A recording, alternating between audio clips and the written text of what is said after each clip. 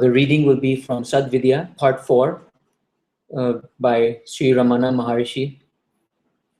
Before we begin, I'd like to ask to get the blessings of Sri Ramana, all-pervading, and the blessings of the Satguru in various forms. Om Namo Bhagavate Sri Ramanaya. Satguru Sri Muji Ji Ki Jai. Satguru Sri Ananta Ji Ki Jai. Sangha Ki Jai.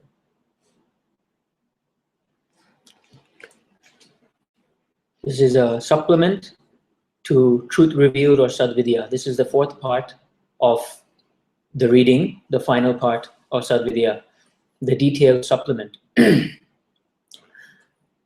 That in which all these worlds are fixed, of which they are, from which they all arise, for which they all exist, because of which they all come into being, and which they verily are, that alone is the real, the truth.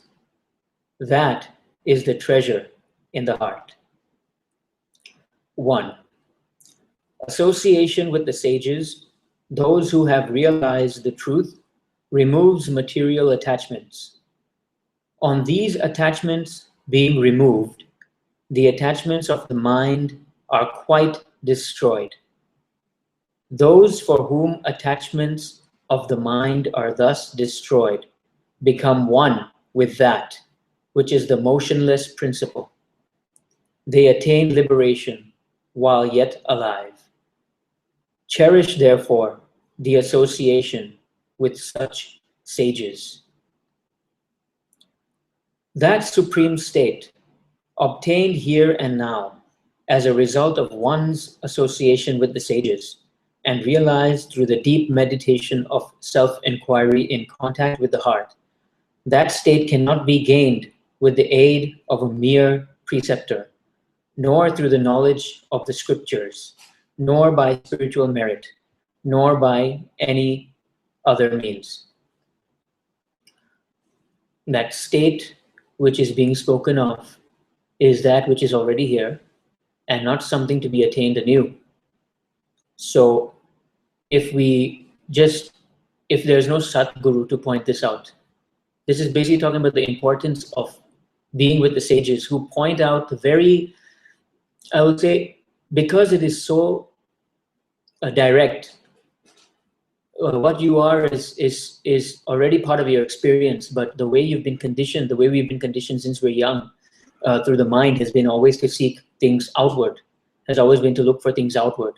So somehow we've come to the idea that even the self is something we should be seeking outwards. So until you have the association with the sages and they simply point out the clarity, with direct clarity, that which you are is already present. Without that clarity, you will continue to search here and there, left and right, and all around. And that's why they said simply through the scriptures you cannot, because it's not just the scriptures. It's not that the scriptures are not direct. It's not that the scriptures are not clear. But it's simply that when you read with a certain mindset, an assumption that something is outside of you, that mindset will be what's reading the scripture.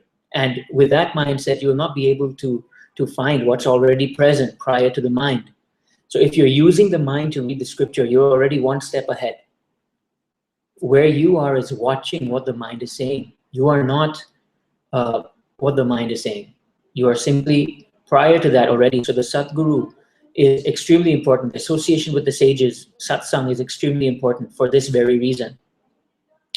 If the association with sages is obtained, to what purpose are the several methods of self-discipline? Tell me, of what use is a fan when the cool, gentle, southern breeze is blowing? Oh, sorry, I have not said the numbers. That just now was 3. Now we'll go to the 4th stanza. The heat is allayed by the rays of the moon. Want and misery are removed by the kalpak tree. Sins are washed away by the sacred waters of the Ganges. All these afflictions are altogether banished by the mere darshan of the peerless sage.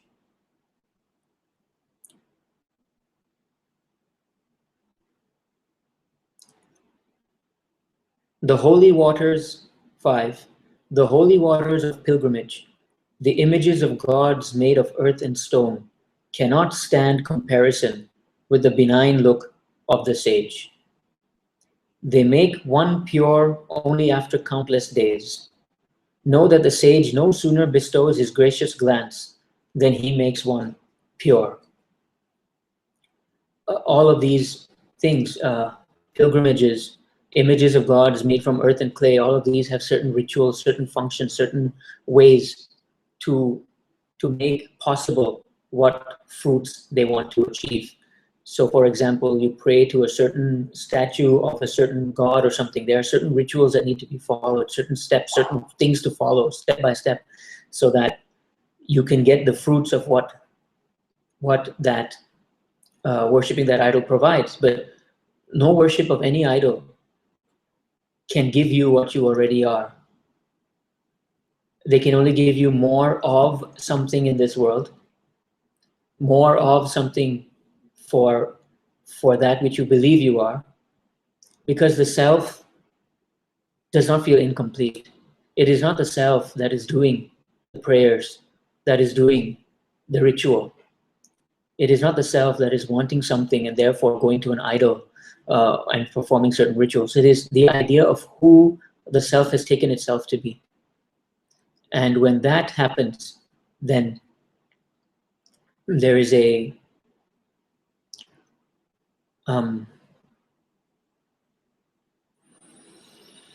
when you take yourself to be something that you're not, then any desire that comes from that which you are not is necessarily false. And to try to achieve that desire is already basically taking a step that need not be taken if the quest is for the self. Therefore, the last sentence in this stanza says, basically the stanza is saying, holy waters of pilgrimage, images of gods and stone, cannot stand in comparison with the benign look of the sage. These other things, pilgrimages and images of gods, only make one pure after countless days, because after doing certain rituals, then you feel that you've become purer, you've washed off certain karma, whatever. There's a certain feeling from this wrong identity that basically says, now I've become purer.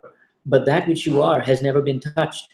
And when the sage points this out, how much time will that take? It takes no time. And therefore, the sage no sooner bestows his gracious glance than he makes one pure, because one is already pure. There is no step that one needs to take to become pure, because that which you are is already untouched and pure. Number 6, disciple. Who is God? The master. He who knows the mind. The disciple then continues saying, my mind is known by me, the spirit. Then the master says, since the Shrutis, the scriptures declare, God is only one, you, as the knower of the mind, are verily God. Number 7, the master says, which is the light for you? The disciple says, for me, by day it is the sun, by night a lamp. The master then says, what is the light that perceives that light? The devotee says, the eye as in the physical eyes. The master then says, what is the light that illumines the eye, these eyes? The devotee then says, that light is the intellect. The master then continues to go deeper. What is the light that knows the intellect?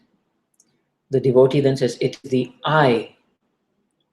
So the master says, you are therefore the supreme light of all lights. The devotee then says, that verily am I. So this is an example, a way of self-inquiry where you keep on looking at, you keep on bringing it back to yourself. Everything comes back to the self. So the process of self-inquiry is not saying, I'm not this, I'm not this, I'm not this. It is simply remaining with the sense of being. No one can deny that they exist. Right now, look into your experience. I want to see your experience is already one step ahead of it. So look at, right now, are you aware? You're aware. So, and do you know that you're aware? So the knowing of the fact that you're aware and the awareness, are they different? Knowing of awareness happens with awareness at the same time. It's simultaneous. At any moment, can you be not aware right now? And can you ever be not aware of this sense of being aware? No matter what thoughts come, no matter what happens, you're still there. You're the one that's there before the thoughts. The thoughts don't tell you that they are there. You are there, therefore, the thoughts are showing up to something that's already present before that. You say that there are thoughts. The thoughts don't say that you are there. The thoughts are not telling you, I exist. You have to be there before any thoughts come. Any identity that is perceived does not tell you that you are this. You have to be there prior to the identity. So this is simply, the inquiry simply brings you back to that which is your sense of being, because without that, nothing truly exists without that sense of being. You have never observed the world without your presence. You have never observed the world without your presence, and everything that you have observed, whether it's dream state, whether it's waking state, you have to be there. The only thing is that we take one jump and we assume that we are something there watching the world. We take ourselves to be the body because we see the body. But in the dream, you also take yourself to be the body. But are you the body? Or are you simply the presence? The dream is taking place in your mind. Your belief that you're in the body is taking place in your mind in the dream. The body that moves around and all that is showing up in there. But something is there to know this. That sense of being that's never absent is there. So this is basically an example of self-inquiry. Keep on going back to that presence without which nothing can show up. Thoughts cannot be there without you. So you're there prior to thoughts. Your body cannot be there without the sense of being. Therefore, always remain as that which always is, and keep on going back to that. So even if any kinds of vision comes up, you're having you believe that you're having a spiritual experience, or even you are having a spiritual experience, you're seeing certain visions, certain lights, and then you get caught up in those lights. And then you get caught up in the thought that says, what's more? And you get caught up in the thoughts that say, I'm very spiritual. But behind, I won't even want to say behind that, but there is something observing all of that is not caught up in anything.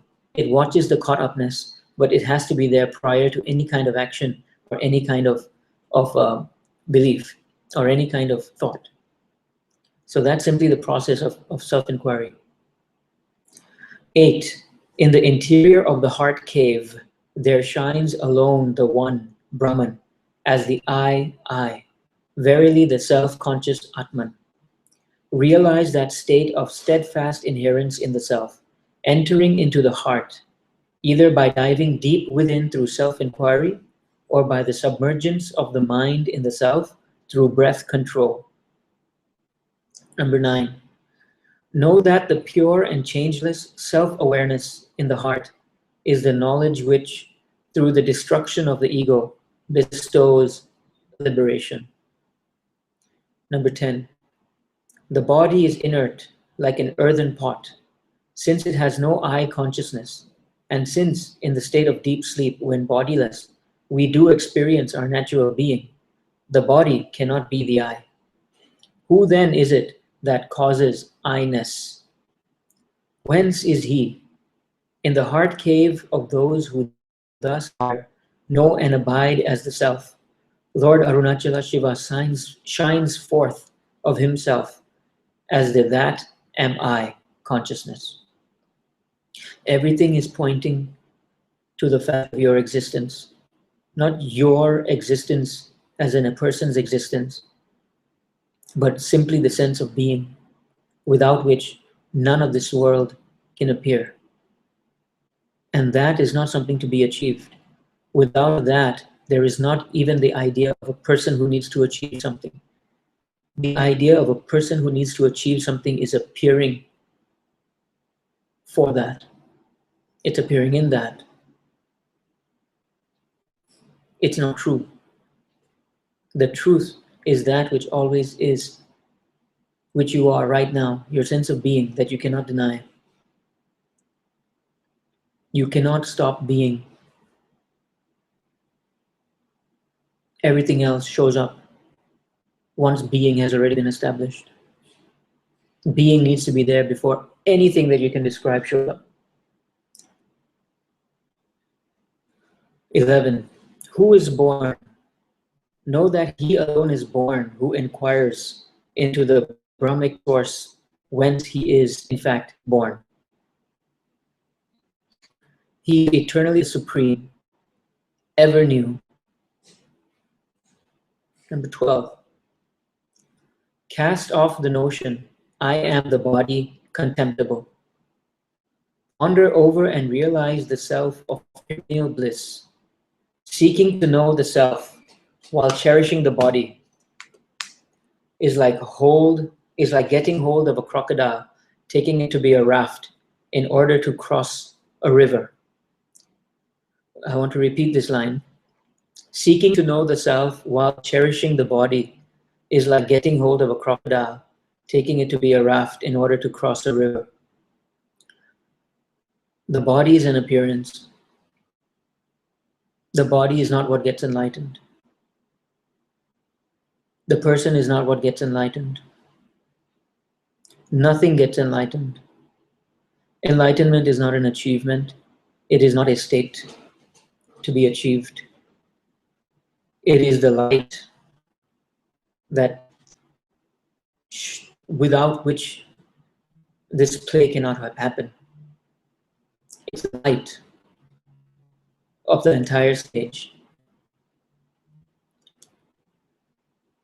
Everything else is simply the play that's going on. So even the body.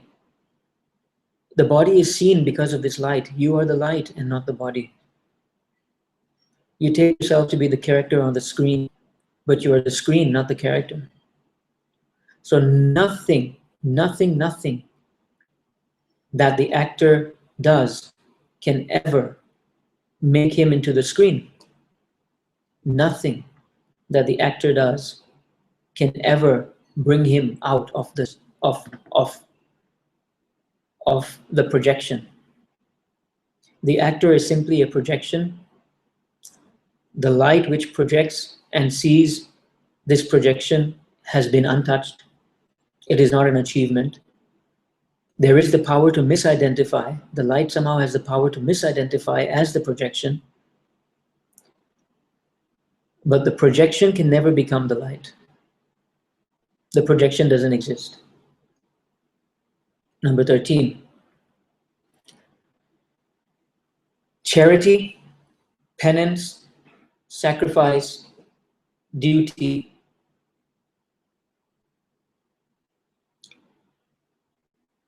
yoga, devotion, the expanse of consciousness, the substance, peace, the truth, grace, silence, the deathless death, knowledge, renunciation, liberation and bliss. Know that all these are synonymous with the severance of the body am I consciousness. The minute you remove the idea that you are the projection and realize that you are the light which watches the projection and projects the show, all of these words apply to you. They are your natural state. They are not something that a body-mind is the recipient of. They are simply the removal, the subtraction, the disbelief in the body-mind. Disbelief in the body-mind and the watching of that which sees the body-mind brings about the knowledge of what you always already are and not the attainment of something new. Number 14, the inquiry to whom the karma, action, vibhakti, non-devotion, viyog, non-union, and agyan, ignorance, belong, is alone karma, bhakti, yoga, and jnana. The inquiry, so basically if we have heard that there are 4 kinds of paths. There's the path of karma, the path of bhakti, the path of yoga, and the path of jnana. So the karma yoga is action, bhakti yoga is devotion, yoga is the union, and jnana is the knowledge or knowing. Not knowledge as in knowledge of something, but knowledge of self, which is the knowing, the awareness, and the knowing of the awareness. So jnana is actually awareness itself, not knowledge as in knowledge of an object. So basically the inquiry, if the inquiry for the path of action is for whom is this action coming up, the inquiry for devotion is for whom is the non-devotion. Who is not devoted? Who's the one that's not devoted? Look into that. Because something says you are not devoted. So something says you are not devoted. Now the question is, this thought you are not devoted, who does it apply to? Can you find the person for whom this thought is? And you say, yeah, it's this person, my person, I'm this many years old. But all of that is objective knowledge. All of that is objective, can be seen. So the one that sees the non-devoted one, which is simply an image, a projection, the one which sees the non-devoted one, who is that? And is that one non-devoted or devoted? How can the self be devoted to something when it does not observe anything, know anything other than itself? It is devoted only to itself, and everything that is projected is only itself. So if it is devoted only to itself. Like the quote that said, how can the sun know anything about day and night? The sun cannot know anything about night. Night is simply the turning away of the earth from the sun. The sun can never turn away from itself. Day is simply what the earth sees as a contrast to the night. It means when the sun is pointing towards itself. So can the sun know day or night when it is itself always self-shining, knowing no darkness whatsoever?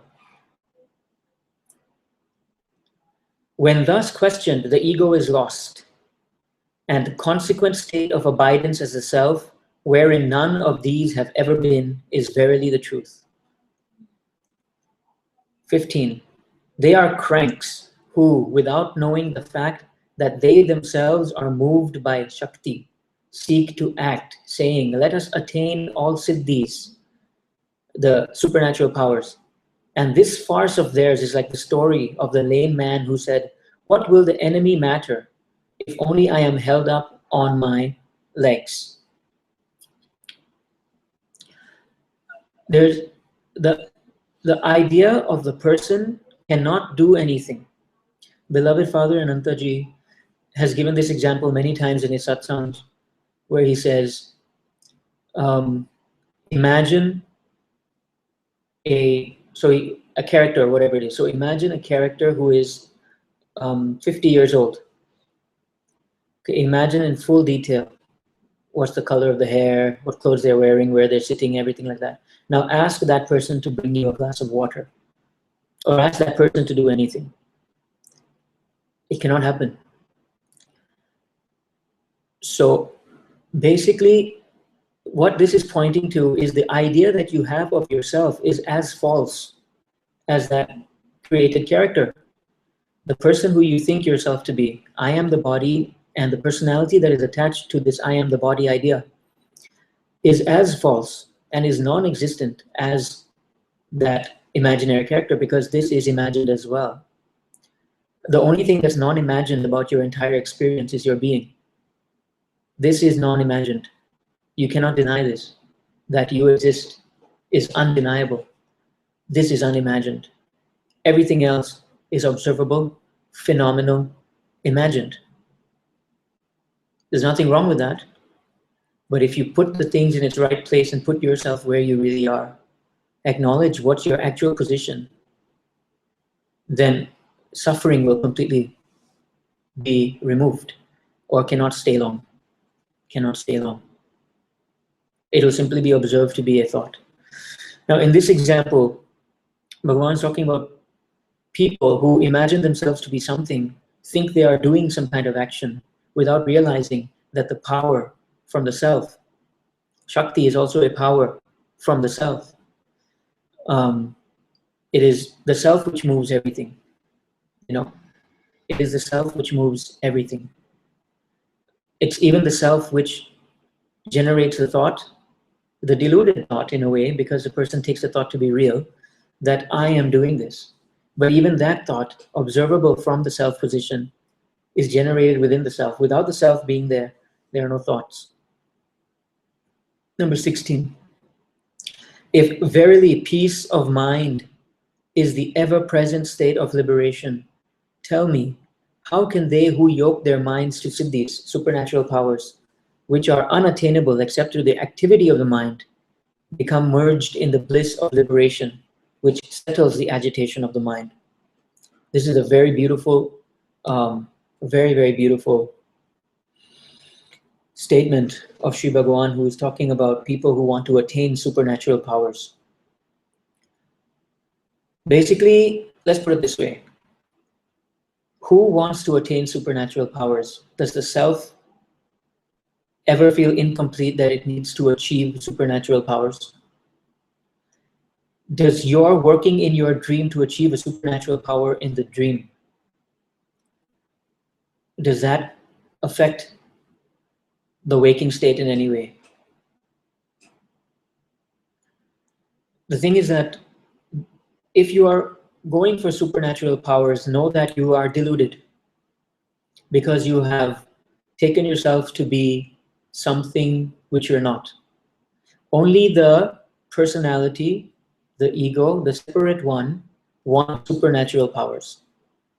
Those who are working for supernatural powers. So those who are looking for supernatural powers are not actually serious about their inquiry, are not serious about knowing what they are, and they are not wanting to know the self. They are wanting to pursue what the personality and the mind tells them to pursue. This is what supernatural powers are. So if you continue to pursue that, then you are not serious about wanting to know the self, because and the personality is never serious about wanting to know the self.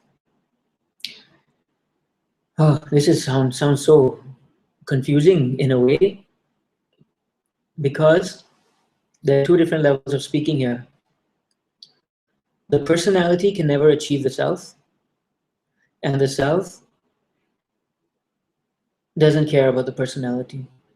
In a way, it knows it's not real, keeps on changing. So the self is indifferent to the personality actually. But when the self, through the power of imagination, believes itself to be the personality, then it seems to be very involved with all the thoughts and all the personalities and all of that stuff. But when through inquiry, if you're serious, then you see, you don't pursue what the thoughts say. You simply ask, to whom is this thought coming? I need to learn how to levitate. To whom is this thought coming?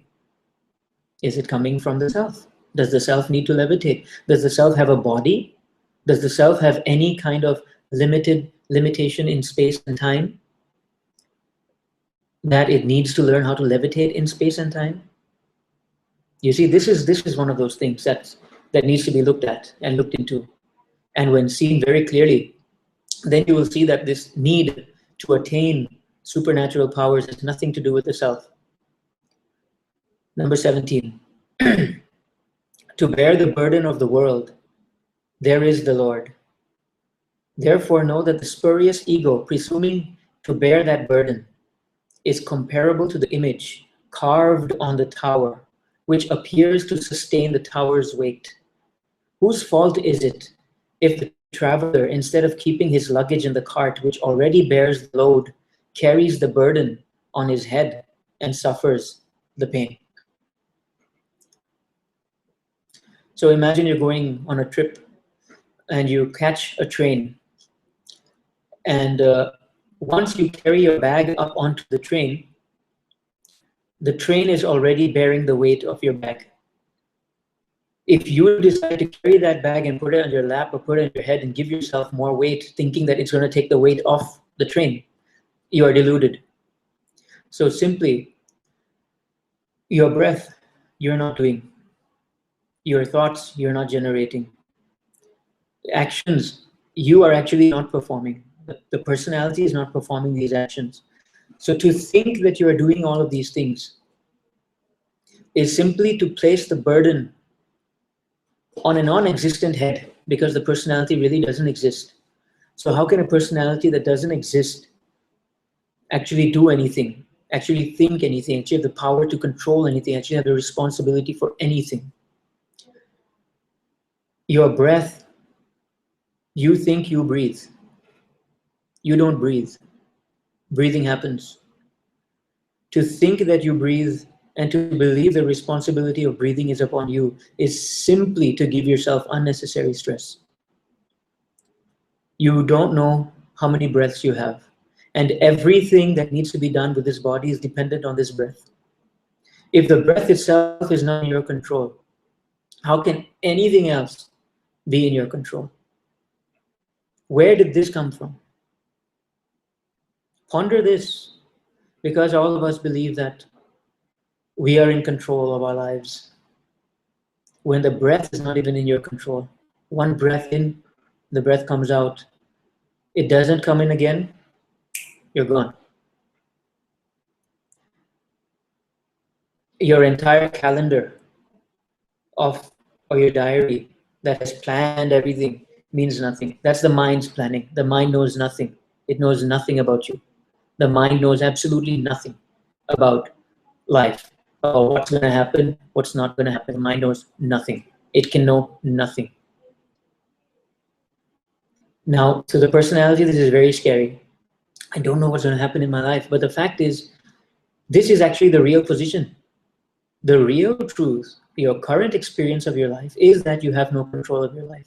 This is the reality. There is no controller. There is no controller here that's controlling this life. The life is simply happening. Okay, this has always been the. It becomes much more clearer during natural disasters and so forth. Let's say you're in a building and suddenly there's an earthquake and you've never faced an earthquake before, and suddenly you realize nothing is in your control. You panic because your daily life gave you the illusion that you had the control. But when certain things like that happen, you realize the real thing has no control. So these incidences just bring up what is already the truth, that you have no control in your life. But we like to live with the illusion of control. The mind likes to live with the illusion that it's whatever is projected as going to happen will happen. But that has never happened so far. You know, the mind, depending on the identity that you choose to be or whatever, keeps on changing. You know, you start a goal at the beginning, Jan 1st, you want to achieve certain things. Some people do achieve it, they go straight through. But most of the time, if you look at it, your mind keeps on fluctuating. Why does the personality, and only the personality, needs personal development programs? Why do the personality need personal development programs to lead them to their goals that they say they want? If you look at most of these personal development programs, they are trying to teach you how to achieve your goal and how to remain motivated. What does remain motivated mean? Remain motivated simply means that when you decided on a goal, it's simply the mind has decided on the goal, and mind as its own nature is, it keeps on changing. So these personal development programs try to curb you to create more thoughts again to fix that initial goal that you've set in place. But your mind keeps on changing. So you need to attend and create all these and build your motivation and get more inspired and all that in order to make that which has already changed to happen again. And when you actually when you actually achieve that, you realize you're not fulfilled because what you really wanted has already changed, but you are forcing yourself, now I'm talking personality wise, you're forcing yourself to achieve something which is already not what you want, but you've motivated yourself to achieve it. So this is the irony of self-improvement actually. But in a way, very good, might create enough suffering to make you want to jump out of it all. Sorry, okay. 18. Between the two breasts, below the chest, and above the abdomen, there are 6 viscera of various colors. So this is probably talking about the 6 chakras. Of these, one resembling a lily bud and placed 2 digits towards the right from the median is the heart. Number 19. It is inverted, and in it there is a tiny orifice wherein is firmly seated, along with desires, tendencies, etc., a darkness immense. Thereon the entire nervous system has its support. It is the seat of the vital forces, the mind and the light of consciousness. Please note that when Bhagavan points out, you have to realize that these statements were not said simultaneously at the same time. They're collections of his sayings, and therefore they are not a continuous whole. Each one is complete in itself, but each one is also addressing different kinds of people. So this kind of teaching that points you to somewhere physical with near the heart, 2 digits to the right, all of that, is for those people who still cannot get rid of the idea that they are for the belief that they are the body. So therefore Bhagavan tries to help them find something within their body, but basically trying to go more inwards and to look within the body, because they believe they are the body. So trying to find that space, because for example, when we ask a very basic question to any, let's say we have 40 people in the room of all ages, 40 people in the room, all ages, from ages 5 all the way to the age of 70. And we ask them, please, you all say me. So where is me? Or where is I? Everyone will point, automatically their natural pointing will be here, because it's just maybe, I don't know, it's a very natural, spontaneous response to point here. They don't point here, they don't point here, they don't point here, it's just here. So this is a physical thing. When you believe that you're the body, a very natural reaction makes you point somewhere to the middle of the body or whatever. I'm here. And so Bhagavan says, okay, then look there and see who sees that. That's if you believe you are the body. But to those who have already gone deeper into the inquiry to see that, hey, even the body is perceived, then what can I be? And already gone to that level. Then you don't confuse yourself. And many people get confused. This is why the importance of the teacher. This is why I'm so grateful to the Satguru, to Sri Mujiji, to Sri Anantaji, because their pointing was completely necessary to point out this fact. Otherwise, if it's just in the head and you say, yes, I am the self, but now why does Bhagavan talk about 2 digits to the right? Then you can't tell that they're talking about 2 different things, that they're talking from 2 different perspectives. But when the pointing by the Satguru has become very clear, points you to what you are, then you understand exactly where all the teachings fall into place, which is why even Bhagavan in the beginning, I don't know which number now, has said that scriptures alone, that even through scriptures alone, you will not. To someone who is just teaching you, who is just a teacher of words, you cannot, you will always misunderstand, because the mind has the control. But when the Satguru points out to where you really are prior to the mind, then you're not misled by the mind, you see? And you can see everything in its right context. You can see every teaching and place it in its right context. Number 20. Verily that divinity which shines as the I, the self, in the cavity of the heart lotus is adored as the Lord Guhesha. When through intensive practice, the bhavana, the feeling, he am I, that is the Guhesha am I, is as firmly established as happens to be the I notion. Okay, let me repeat that again. I'm very confused. Number 20. Verily that divinity, the divinity which shines as the I, the self, in the cavity of the heart lotus, is adored as the Lord Guhesha, the Lord of the cavity, the Lord of the heart. When through intensive practice, the feeling, the bhavana, he am I, that he is me, that is, that Guhesha am I, that I am that Lord of the cavity of the heart, is as firmly established as happens to be in the I notion deeply rooted in your body.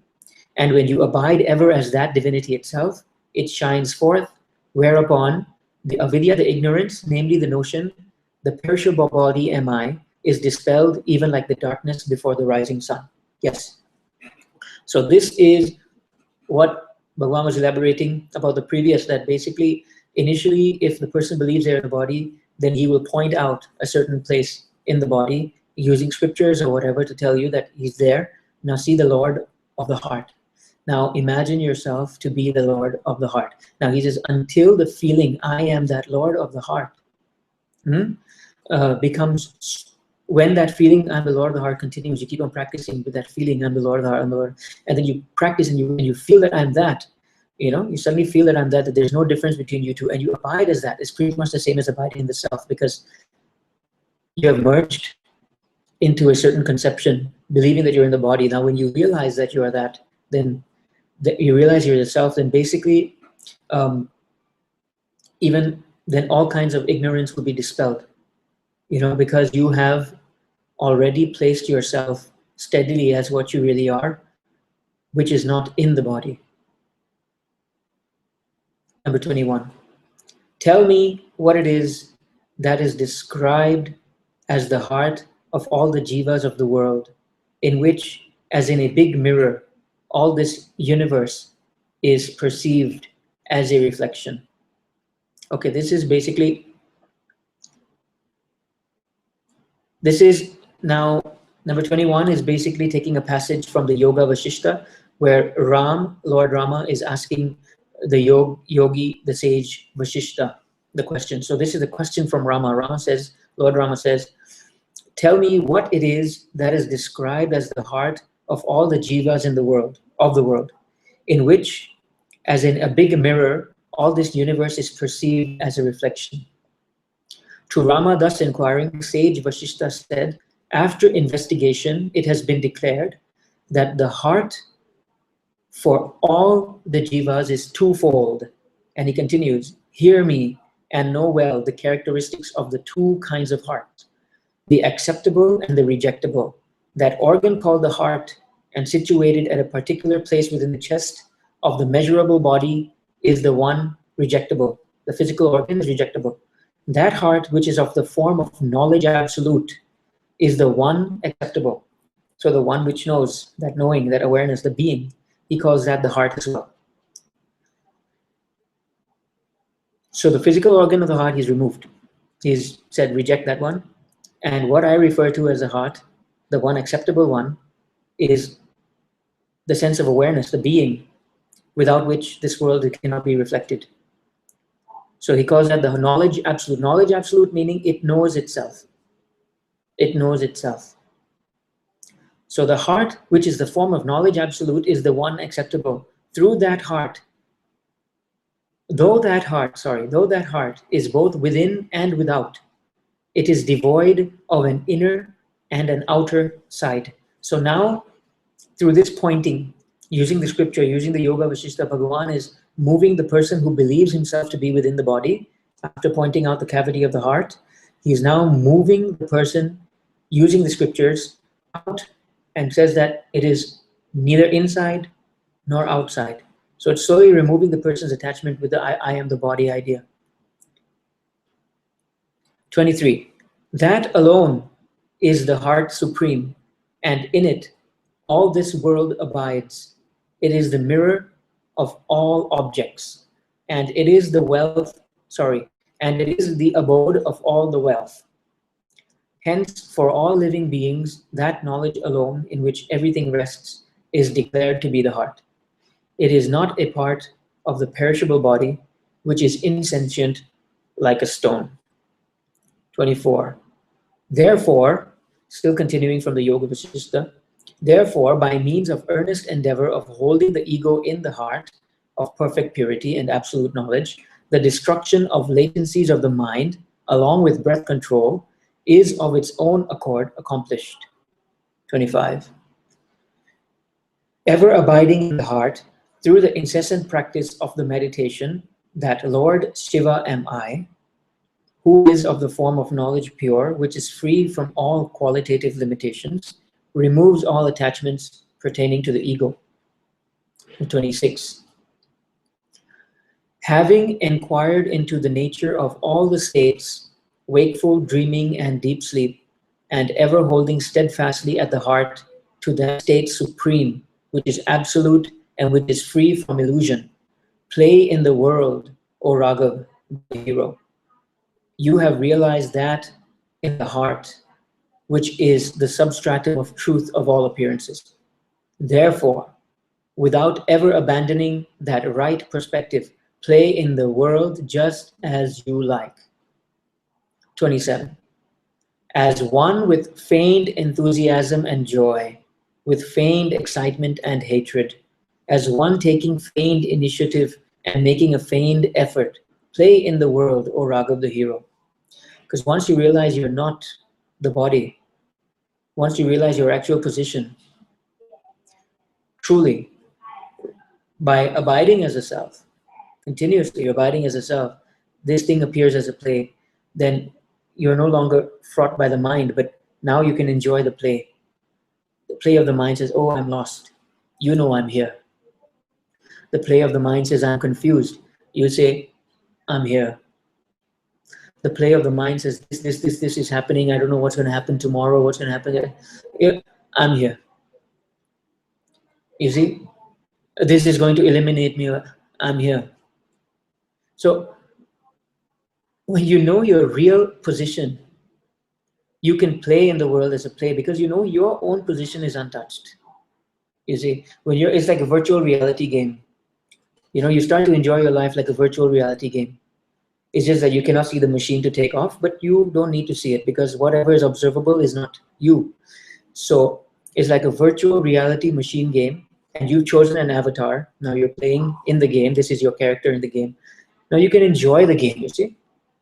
Now you can really enjoy the game. I mean, if you thought you were that character, you won't even play the game in the first place. You'll be like, hey, what if I go in the first level and this enemy comes and shoots me and I die? You know. But if you know nothing can happen to you, you know your real position is not one in the game. You can also be in the game and out of the game.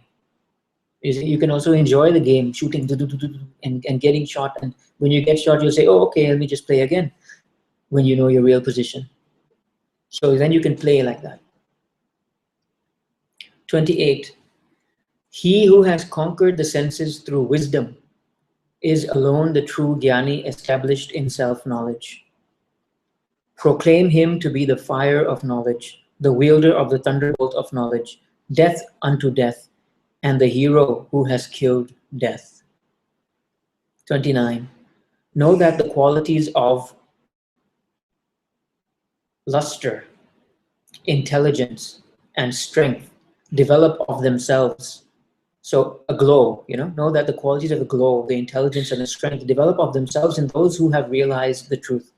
Just as the quality of beauty and all other attractive features embellish nature with the advent of spring, all the natural qualities, the good qualities will come off by themselves. It's not something that you have to work towards. Resting as the self, all the natural qualities come up. 30.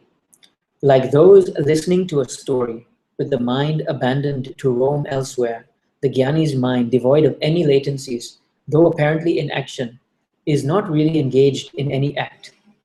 The Ajnani's mind immersed in the Ajnani's mind, not a Jnani, but the Ajnani, the ignorant one's mind, immersed in vasanas or latencies, though apparently not acting, is in effect an actor, even like a person who, in a dream, having climbed a hill, while actually his body is motionless here in the bed, falls over a precipice. So the Jnani's mind is not engaged in anything because he doesn't believe in any of the thoughts. He can simply let the thoughts come and go. He's not touched by it. The Jnani's mind, the one who believes he's something, follows the thoughts back and forth and also suffers. But even though he's not acting, he believes he's acting. You see, even though nothing is actually happening to him because he doesn't exist in that way, he still believes he's suffering the consequences and so forth. So this is the only difference. Actions seem to happen in both cases. In one case, it's like a person playing a game. Another one is believing he's a character within the game. In both cases, the one who's holding the joystick and playing the game has no problem, but one suffers more than the other. 31. The states of wakeful action, of samadhi, and of sleep are to the Jnani who is really asleep in the gross body, just like the movement of the cart, its standing still and its being yoked are to the traveler sleeping in the cart. You see, so the person that's sleeping in a car, let's update the analogy, the person sleeping in a car in an airplane, um, is like, to the jnani, the action that's happening in the body is simply, it's simply happening, and the person is unmoved. So like when you are sitting in an airplane, a long flight, and you're flying to somewhere else, you are physically in a plane and you're flying, but let's say you fall asleep or you whatever, you're sitting on the plane, you're not moving. Actually, the plane is moving, the plane is carrying you from here to there. Would you say I flew from, let's say, from Bangkok to Bangalore? No, the plane flew from Bangkok to Bangalore. You simply sat.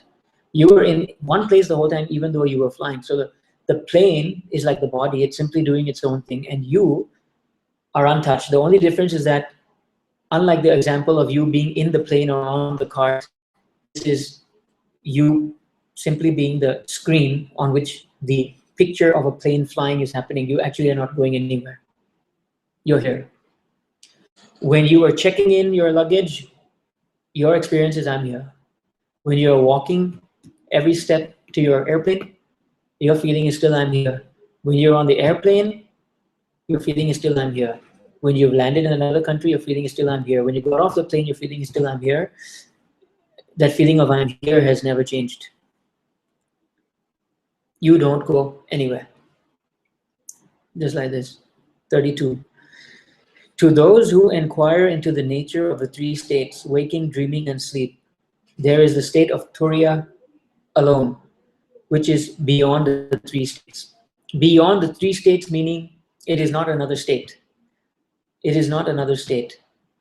Like for example, now you have on the TV screen, you have 3 channels simultaneously that is showing on that TV screen. Using the picture-in-picture mode, you have 3 channels.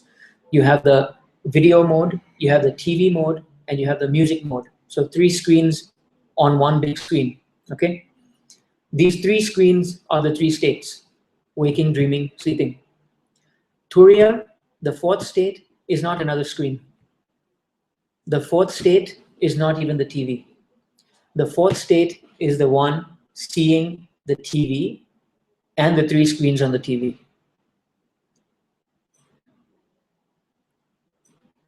This is otherwise termed Jagrat Sushupti, wakeful sleep. There are really speaking no 3 states. Determine that state to be Turiya Atit. This is the same thing. Same thing. What I said just now. Same thing. The 4th state is not a 4th state. It is not beyond the 3 states as in being another state. It is not any of the 3 states. It is that in which the 3 states appear. 33. To say that Sanchit karma, karma accumulated in the past, and Agami karma and to say that Sanchit, which is karma accumulated in the past, and Agami, which is karma to be worked out in the future, do not adhere to the Jnani, but that prarabdha karma working out in the present does remain, is merely a formal reply to the query put by others. Know that just as after the death of the husband, no wife of the 3 he had married can remain without being a widow, even so after the destruction of the doership, none of the 3 karmas can remain. Most of the time in Bhagwan's questions and answers, you've heard him say, the people say, we see the Jnani, you're saying the Jnani, what's the difference between the actions, and why are you still taking the actions when there's no more self, and we still see actions happening from you? What's the difference between the Jnani's actions and the non-Jnani's actions, and all of these things? And then sometimes Bhagwan gives a response depending on the listener. But one of the answers that Bhagwan says, the Jnani has prarabdha karma to work out, karma that has to be worked out in the present lifetime. But actually what he's saying is that's just simply a formal reply to those who can't understand. So basically that's a formal reply, but it means nothing, because one who has realized that they're not the doer, one who has realized their actual position of being free from the body even, and free from the mind, there is no karma for them. None of the 3 kinds apply to them. 34. For men of little understanding, wife, children, and such others comprise the family. Know that for the learned, in their mind itself, there is the family of countless books as an obstacle to yoga. For the learned, means someone who believes so much in their mind, whatever they learn, I collect, I get knowledge from here and there. The more you do that, the more you're looking outside. What Bhagwan is always talking about, very, very simply, because he sees the caliber of the questions that come. We see the caliber of the questions that come in satsangs, to Sadguru Sri Anantaji, to Sadguru Sri Mujiji. We read the old books, in Bhagwan's books, Sri Nisargadatta Maharaj's books. We see a lot of intellectuals ask a lot of intellectual questions, which don't pertain to any kind of experience whatsoever. And they keep on saying, this scripture says this, and how come you say this? And then this scripture says this, and then this is this. And none of it is experience. All of it is trying to be calculated in the mind. And they don't realize that even that action of the mind itself is something that they can observe and just drop it once and for all, and they'll already realize what they are. They don't realize that. So mere intellectual knowledge, being too learned in this, trying to find something as knowledge, objective knowledge, cannot lead you to the self. It keeps on keeping you separate, because you keep on thinking, only when I just need to find one more thing to know, and once I know it, I'll know all. But the one that is saying that I will know all, is that one known? If that one is not known, then you're simply ignorant, because you know everything, but you don't know the one that knows. 35. What avails all the learning of those who do not seek to wipe out the letters from the book of life by inquiring, whence is the birth of us who know the letters? They have verily acquired the status of a gramophone. What else are they? Tell me, O Arunachala. 36. It is verily those not learned that are saved, rather than those for whom, in spite of all their learning, the ego has not yet subsided. For the not learned are saved from the unrelenting grip of the devil of self-infatuation. They are saved from the malady of the myriad whirling thoughts and words. They are saved from the travail of running after wealth. Know that it is not from one indeed, but from many and ill, that those who are not learned are saved. 37. Although the entire world be considered as a straw, and all the hidden lore of the Vedas, that is learning, be within one's grasp, how rare indeed is the redemption of those who have reduced themselves to abject slavery to the vile prostitute of flattery. Still a slave to the ego. You still want to hear their own greatness. You know everything. You have to know me as a great learner, a great pandit, a great scholar. You have to know me as a jnani. This smell makes everyone realize that this one is just like a gramophone. This one is just talking nonsense. Has no experience, doesn't know himself, does not know himself. Does not know himself. 38. Who is there apart from the self? If one only abides ever as a self, without swerving from that primal state, and never differentiating oneself from others. What matters it if others say anything about oneself? What indeed does it matter if one praises or abuses oneself alone? Who is there apart from the self? If one only abides ever as a self, without swerving from that primal state, and never differentiating oneself from others, what matters it if others say anything about oneself? What indeed does it matter if one praises or abuses oneself alone? What does it matter? It doesn't matter. It's just a bunch of thoughts. You can't say anything about this. You see, this is bad, this is good. These are qualities. When you are qualityless, how can someone claiming any quality on you, whether the one that has no qualities, how can it be flattered by good qualities? The one that has no qualities, how can it be infuriated by being called a bad quality? No qualities can stick on you. Then why accept blame for one and praise for another when none can stick on you? 39. Retain at the heart the Advaita Bhav, the notion of non-duality, but never express it in your action. O my son, Advaita Bhav may apply to the three worlds, but know that in relation to the master, it will never do. What this is talking about is retain in your heart the fact that there is no separation. There is no difference. Be in the self. Who will want to put this into action, into this world? Who will want to, now for example, let's say you're playing a video game, bring that example again. If in the video game you're playing a game, huh, and then you realize that you are not the one that's in the game, obviously, but you say, I am not the one that's in the game, so I'm not going to be concerned in this game right now. Each time you go in and there's a sniper in that game, you'll keep on getting shot. You'll never move forward even from the first level. I mean, at the level of playing the game, at least, you will not move. You know, it won't be that fun after a while. I mean, the knowing, the purpose of a game is to forget that you can't be harmed, you see. When you know that you can't be harmed, you can play the game also. Yes, true. But also the purpose of playing the game is to have that feeling, you see, to enjoy the roller coaster.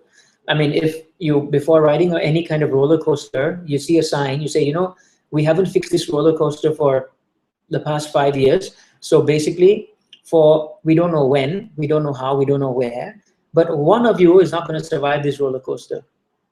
You know, it might not be your ride, it might be the next person's ride, but if you're willing to take like a roulette kind of chance that this might be the one, then go ahead. Would you go on it if you don't know?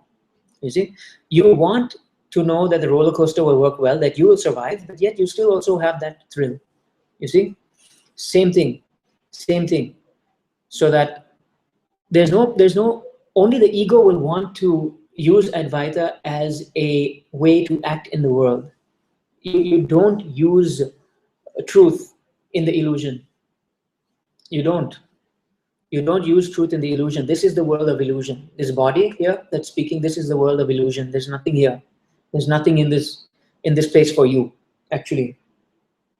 There's nothing here for this character, for this body. But there's nothing here for this one. But when you're here, you just enjoy the play. You see, once you realize what you are. So there's many levels of the teaching. First thing is know yourself.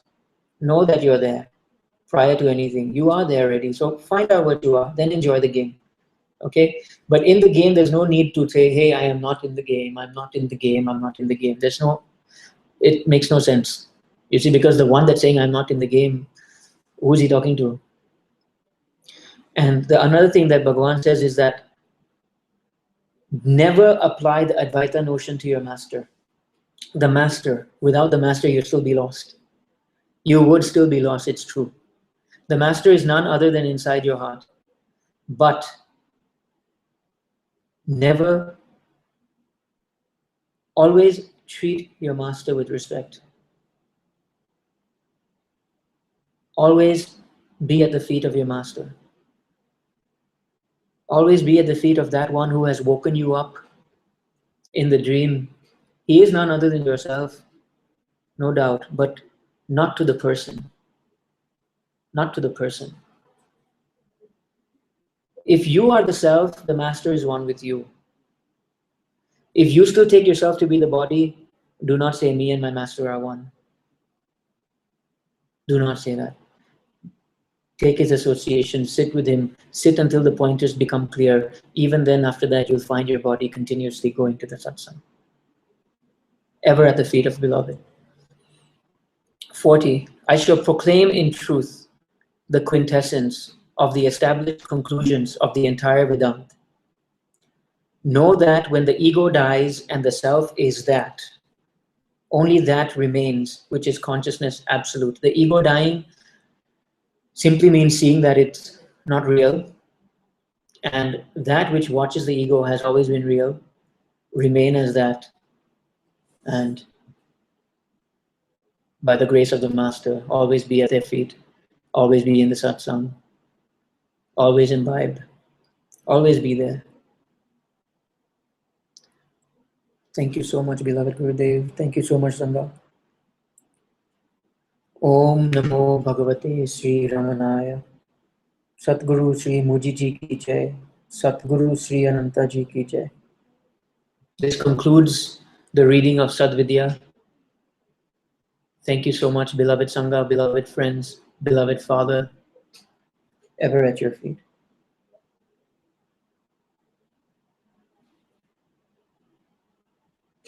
onwards.